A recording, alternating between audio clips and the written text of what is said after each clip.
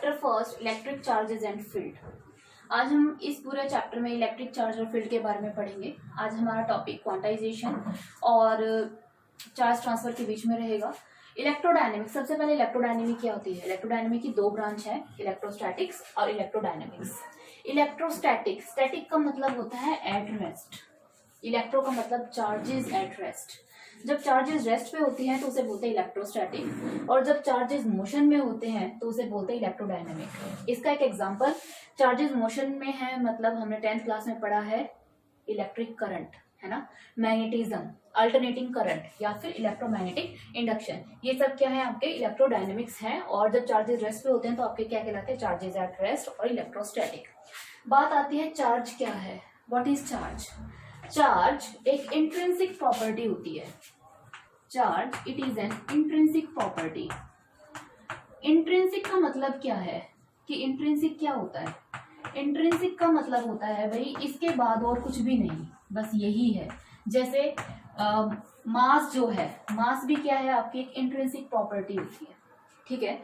Charge एक intrinsic property है। और जो इन 600 BC अप्रोक्सीमेट ग्रीक माइथोलॉजी के हिसाब से इसको ये बताया गया था कि चार्जेस को क्यू से लिखा जाता है, रिप्रेजेंटेशन इसकी क्यू से की जाती है, और जो इसकी एसआई यूनिट होती है वो होती है कूलाम, COULOMB, कूलाम। और कूलाम के लिए सिंबल यूज किया जाता है C, ठीक है। तो what is a charge? Charge is an intrinsic property like mass, and 600 BC it is according to Greek mythology, charge is written as Q and SI unit is Coulomb C, clear।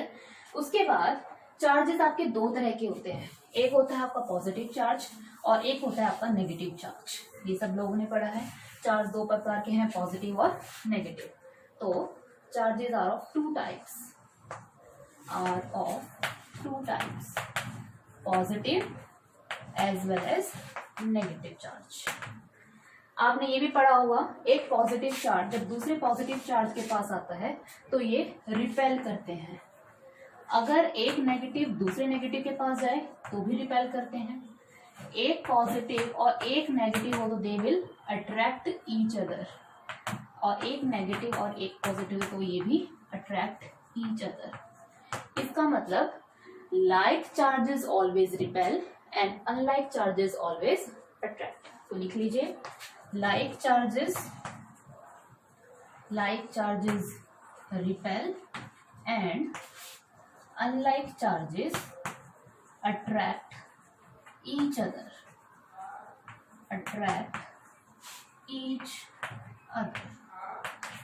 Clear है यहाँ तक? अब charge और मास दोनों intrinsic property होती है, तो मैं ये कहूं charge always come with mass but mass always come with charges, no. हाँ, ये हम कह सकते हैं कि जो चार्ज होता है, charge is always come with मास, हमेशा मास के साथ आता है, always come with mass, but vice versa is not true. जो वाइस वर्सा है इसका वो ट्रू नहीं है। इसको हम कंजर्वेशन ऑफ लॉ में जब ट्रांसफर ऑफ चार्ज पढ़ेंगे तब इसको आपको बताया जाएगा what is the meaning of that statement, ठीक है।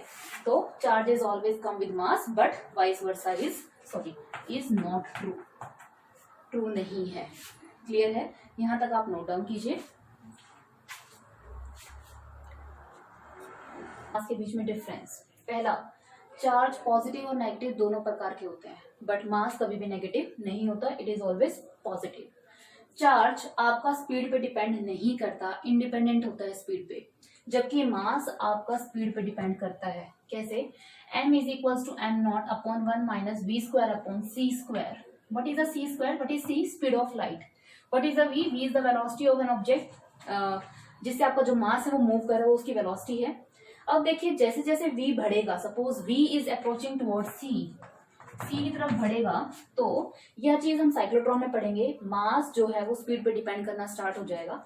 ये जो ये वाला मास है ये आपका depend upon speed, and m0 is known as the rest mass of a body. Conservation of charge can neither be created nor be destroyed but can only be transferred।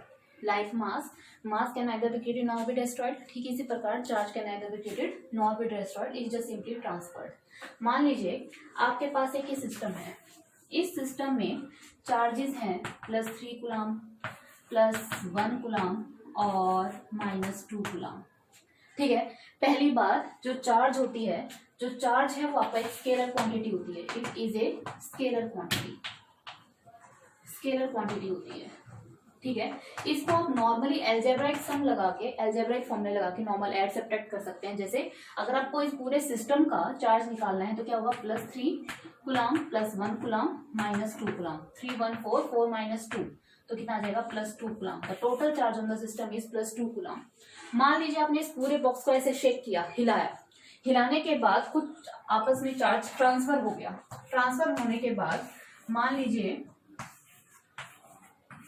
इस पे चार्ज आ गया 5 कूलम, इस पे 1 coulomb, आपसे पूछा है इस पे चार्ज बताइए कितना होगा, ठीक है। तो देखिए +5 +1, 5 और 1 6, हमें टोटल चाहिए कितना, इसमें मान लीजिए कितना है आपका x +x। Total system of isolated charge, पूरे आइसोलेटेड सिस्टम का जो चार्ज होता है वो कंजर्व होता है, कितना आना चाहिए, 2। तो x की वैल्यू कितनी आ जाएगी, +2 -6 -4 coulomb. What will be the value on that charges, -4 coulomb. तो मैं क्या कह सकती हूँ, इन isolated system the charge remain conserve, charge हमेशा कंजर्व रहता है, चार्ज रिमेन कंजर्व। एक स्केलर क्वांटिटी होती है और इसको ऐड करने के लिए आपको कोई वेक्टर सम नहीं लगाना पड़ता, नॉर्मल एल्जेब्रिक फॉर्मूले से ऐड सब्ट्रैक्ट हो सकते हैं। मास की तरह है ये, ना तो क्रिएट किया जा सकता ना इसको डिस्ट्रॉय किया जा सकता, इसको सिंपली ट्रांसफर किया जा सकता है बॉडी टू बॉडी, ठीक है। अब इसके बाद हम पढ़ते हैं क्वांटाइजेशन ऑफ चार्ज।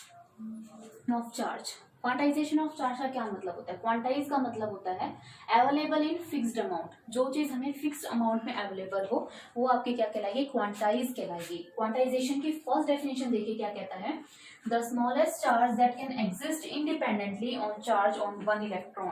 एक इलेक्ट्रॉन के ऊपर जो क्वांटिटी चार्ज की इंडिपेंडेंट होती है, और एक इलेक्ट्रॉन पे चार्ज कितना होता है, 1.6 × 10⁻⁹ 3 कूलम, और चार्ज की यूनिट क्या होती है, कूलम, और ये क्या है, फंडामेंटल चार्ज है, ठीक है।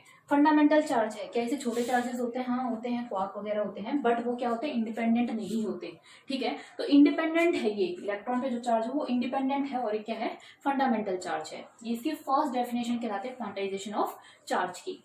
इसकी सेकंड डेफिनेशन क्या होती है, सेकंड डेफिनेशन होती है कि charge transfer is a complete packet, जो चार्ज है वो आपको कंप्लीट पैकेट में ट्रांसफर किया जाएगा।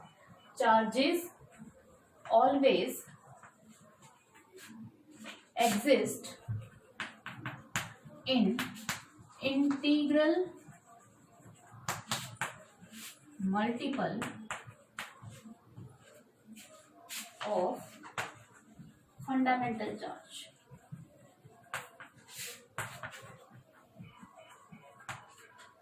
Integral multiple of fundamental charge, जैसे +1 +2 इलेक्ट्रॉन, +3 +4, या फिर -1 -2 -3 -4 एंड सो। क्या लिखेंगे इसे, Q = ±NE। क्या मतलब है कि अगर आपने दो बॉडी है, मैंने आपको बताया charge can neither be created nor be destroyed, just simply transfer from one body to another body, है ना।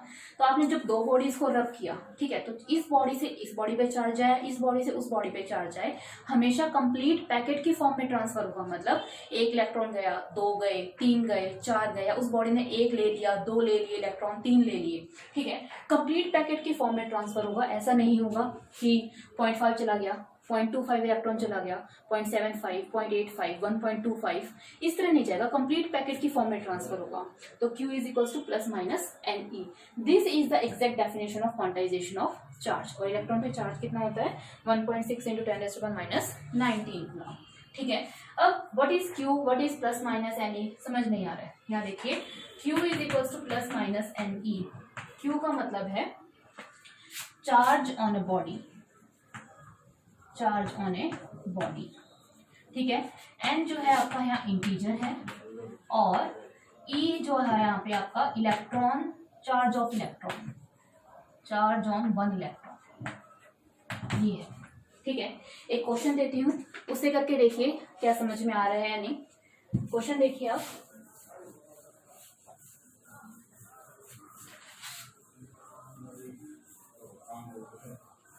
क्वेश्चन है कैन अ बॉडी has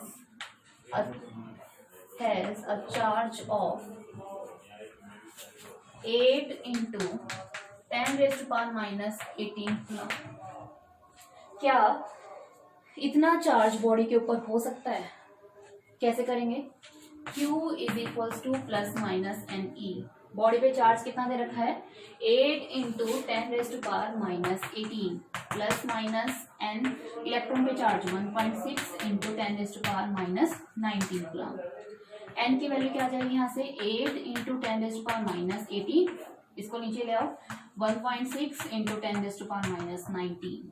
ठीक है, यहाँ से पॉइंट ऊपर गया, 80/16 into 10 raise to power minus 18, minus 19 ऊपर जाके प्लस 19।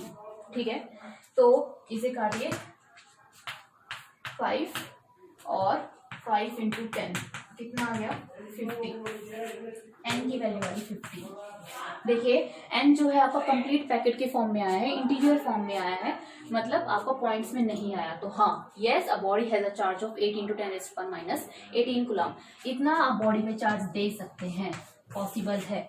ठीक है, can a body has a charge of 8 into 10 raise to power minus 18 coulomb given to a body. क्या इतना दे सकते हैं? तो आपका आंसर होगा yes, we can give it. ठीक है, कंजर्वेशन ऑफ चार्ज में आपने एक जनरल रिएक्शन पढ़ी होगी, जो अभी आपको न्यूक्लियाई के टॉपिक्स में पढ़ाई गई थी। उसमें ये कराया गया था कि जब भी कोई बॉडी, सपोज एक है आपके पास पेरेंट न्यूक्लियाई XZA, ठीक है, यहाँ से कोई अल्फा पार्टिकल निकलता है, अल्फा कहने का मतलब है हीलियम पार्टिकल निकलता है, और यहाँ से एक डॉटर निकलता है। तो हीलियम का नंबर होता है 2, मास नंबर होता है 4। तो यहाँ से कितना हो गया? ये Z-2 और A-4। यहाँ देखिए ये Z2 प्लस Z-2 कितना आया? Z। तो ये क्या है? Conservation of charge. ठीक है, तो यहाँ से ये क्या प्रूव कर रहा है? आपका कंजर्वेशन ऑफ चार्ज प्रूव कर रहा है।